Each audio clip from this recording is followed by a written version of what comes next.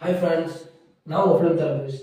நம்ம இன்னைக்கு என்ன படத்தை பற்றி பார்க்க போகிறோம்னா டி ராகவன். இது ஒரு மொக்க பேரு. அவ எப்படி உன்னை தூக்கி எறிஞ்சாலோ அதே மாதிரி அவளை உன் பேர்ல இருந்து தூக்கிட்டு அந்த ஒரு போட்டின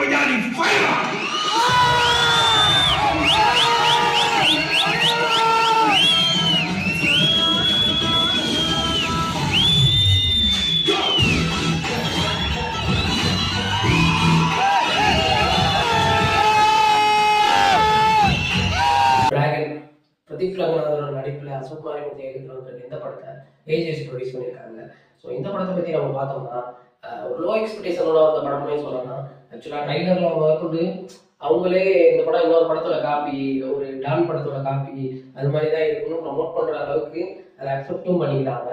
அது ஏன்னா இவ்வளோ லோ எக்ஸ்பெக்டேஷன் இருந்தால் தான் இந்த கதை ஒரு நல்ல கதையாகவும் மக்கள்கிட்ட நிறைய ரீச் ஆகவும் செய்யும். ஸோ அதை புரிஞ்சுக்கிட்டு அந்த லோ எக்ஸ்பெக்டேஷனை கரெக்டாக எக்ஸிக்யூட் பண்ணியிருக்காங்க. ஸோ படம் ஒரு சின்ன கதையாக இருந்தாலும் ஸ்க்ரீன் பிளேனால ஒரு 2.5 மணி நேரம் நம்மளை கட்டி போட்டுறாங்கன்னு தான் சொல்லணும். ஒரு இன்டர்வல் வரைக்குமே படம் வந்து இந்த படத்தில் இவ்வளோ கதை இருக்குது அப்படின்னு தோணும். ட்ரெய்லரில் பார்த்த எல்லா சீனுமே இன்டர்வல்லையும் முடிஞ்சிடும். ஸோ தென் வந்து பார்த்தீங்கன்னா செகண்ட் ஹாஃப் வந்து ஒரு யாருமே எதிர்பார்க்காத செகண்ட் ஹாஃபாக தான் இருக்கும். படம் பார்க்குற யாருக்குமே அந்த செகண்ட் ஹாஃப் இப்படி வரப்போகுது அப்படின்னு தெரியாது. அண்ட் வந்து படத்தோட எந்த இதுவாக தான் இருக்கும் அப்படின்னு நினைச்சு பல பேர் பார்த்துட்டு இருப்பாங்க. ஸோ அதையும் மாற்றி கொண்டு போய் முடிச்சிருப்பாரு. ஸோ அந்த இடத்துலையும் கிளைமேக்ஸை பொறுத்த வரைக்கும் எனக்கு சாட்டிஸ்ஃபையாக தான் இருந்துச்சு. ஸோ படத்தோட கதை என்னன்னு பார்த்தோம்னா, ஒரு 48 அரியர் வச்ச இன்ஜினியரிங் ஸ்டூடெண்ட் அவன் அடுத்த லைஃப்ல என்ன பண்ண போறான் அப்படின்றத அந்த படத்தோட கதை. ஸோ இந்த படம் வந்து நிறைய இளைஞர்களை பேஸ் பண்ணி ஒரு ஃபர்ஸ்ட் ஹாஃப் எடுத்திருக்காங்கன்னு தான் சொல்லணும். ஸோ இதில் வர எந்த சீனையுமே ஒரு செயற்கையா இருக்கு அப்படின்னு எல்லாரும் சொல்லுவாங்க. ஸோ 1-2 சீன் மட்டும்தான் ஆக்சுவலாக ஒரு ஹை சேலரி பேக்கேஜுக்கு அவர் போவார். அந்த ஒரு சீன் மட்டும் தான் ஏற்றுக்கிற மாதிரி இருக்காது. மற்றபடி வர எல்லா சீனுமே இளைஞர்கள் ஒரு காலேஜ் முடிச்சுட்டு பண்ணுற விஷயங்களை பேஸ் பண்ணி தான் இந்த படத்தை எடுத்திருக்காங்க. தென் வந்து பார்த்தீங்கன்னா செகண்ட் ஹாஃப் பொறுத்த வரைக்கும் வந்து ஸ்டார்டிங் கொஞ்சம் லேகாக இருந்தாலும் தென் கதைக்குள்ள அப்படியே படிப்படியாக உள்ள வந்து முடியும் போது ரொம்ப அருமையாக முடிச்சிருக்காங்கன்னு தான் சொல்லணும். ஸோ பிரதீப் ரங்கநாதன் ரொம்ப அருமையாகவே நடிச்சிருக்கான்னு தான் சொல்லணும். ஆனால் இவர் டைரக்ட் பண்ணுற படம் தான் எனக்கு ரொம்ப பிடிக்கும். ஆக்சுவலாக நடிக்கக்கூடாது அப்படின்னு நினச்சிக்கிட்டு இருக்கேன். ஸோ நான் ரொம்ப நல்லாவே நடிச்சிருக்காரு. ஒரு விஜய் சூர்யா, தனுஷ் இவங்க 2 பேரையும் சேர்த்து வச்ச மாதிரி தான் இந்த படத்துலையும் அவர் தெரியுறாரு. ஒன்றும் எக்ஸ்ட்ராவாக பண்ணல. அதே லவ் டுடேல வர கேரக்டர், அதே ஆக்ஷன்ஸ் தான் இதுலேயும் பண்ணியிருக்காரு.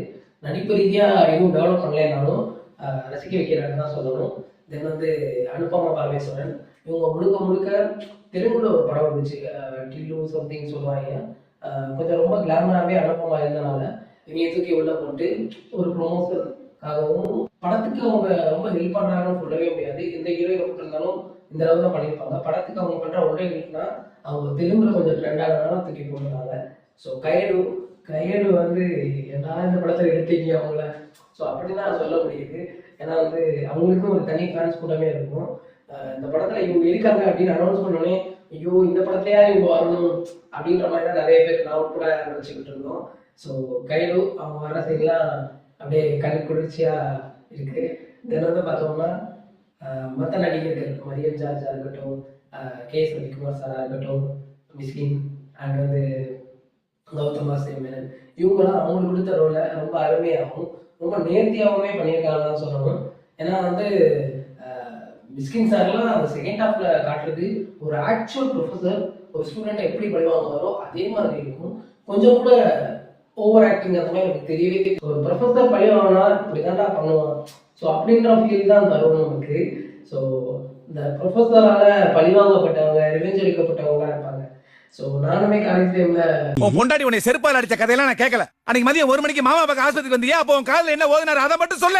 மொத்தத்தில் இந்த படத்துக்கு நான் போகலாமா வேணாமா அப்படின்னு நீங்கள் கேட்டீங்கன்னா, நீங்கள் காலேஜ் படிக்கும்போது கெத்தா தெரியணும் அப்படின்னு மனசுக்குள்ள நினச்சி இருந்த ஒரு ஆளுனா, தென் வந்து பார்த்தீங்கன்னா நிறைய அரியர் வச்ச ஒரு ஆளுனா, காலேஜ் முடிச்சுட்டு அரியர்லாம் இல்லாமல் பாஸ் பண்ணிட்டு வேலை கிடைக்காம சுற்றுற ஆளுனா உங்களுக்கு இந்த படம் ரொம்பவே நல்லா கனெக்ட் ஆகும். நீங்கள் கண்டிப்பாக போய் இந்த படத்தை பார்க்கலாம். அண்ட் கன்சல்டன்சி மூலயமா பாதிக்கப்பட்டவங்க இருந்தால் அவங்களும் அந்த படத்தை கண்டிப்பாக பார்க்கலாம். ஸோ இந்த படம் வந்து ஒரு 50 கோடி கலெக்ட் பண்ணுவோம் அப்படின்ட்டு என்னால் கண்டிப்பாக சொல்ல முடியும். ஆனால் வந்து ஒரு 20 வருஷம் 30 வருஷம் இந்த படம் நினைச்சு நிற்குமான்னு கேட்டால் எனக்கு அதுக்கு தெரியலன்னு தான் சொல்லணும். இது வந்து ஒரு கடந்து போகிற படமாக தான் இருக்குது. ஸோ இந்த படத்துக்கு என்னோட ரேட்டிங் பார்த்தீங்கன்னா 5க்கு 4 தரலாம். ரொம்பவே அருமையாக மேக்கிங் பண்ணி ரைட்டிங் சொல்லியாகவும் ரொம்பவே அழகாக எழுதியிருக்காரு அஸ்வத் மாரிமுத்து. ஸோ ஒவ்வொரு சீனுக்கும் அவர் ஸ்பெண்ட் பண்ணுற டைம் வந்து ஒர்த்து தான் சொல்லணும். இது மாதிரி நிறைய ஃபிலிம் அப்டேட்ஸ் பற்றி தெரிஞ்சுக்க என் சேனலை சப்ஸ்கிரைப் பண்ணுங்கள். நான் உங்கள் ஃபிலிம் தெரபிஸ்ட் டாடா பை.